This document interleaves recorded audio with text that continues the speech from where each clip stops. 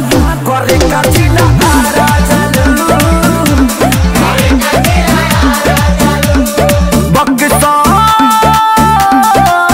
बक्सर में अक्सर भेटालू करे का जिला आरा जालू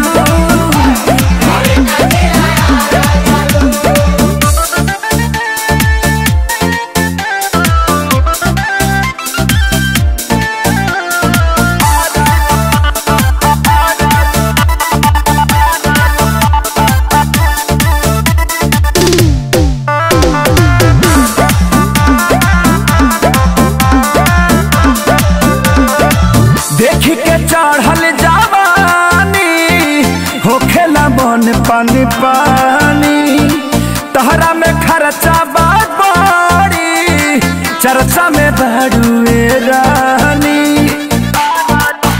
हाँ देखी के चढ़ल जवानी होखेला मन पानी पानी तहरा में खर्चा बेसी चर्चा में बड़ुए रानी।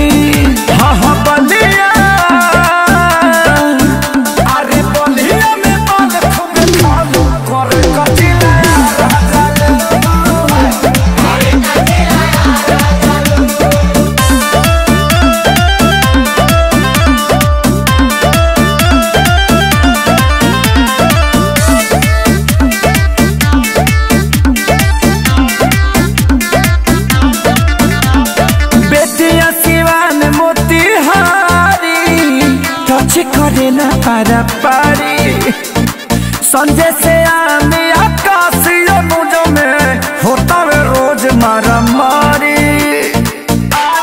हाँ बेतिया सिवान मोतिहारी टच करे ना पारा पारी संजय से आने आकाश मुझो में होता है रोज मारा मारी।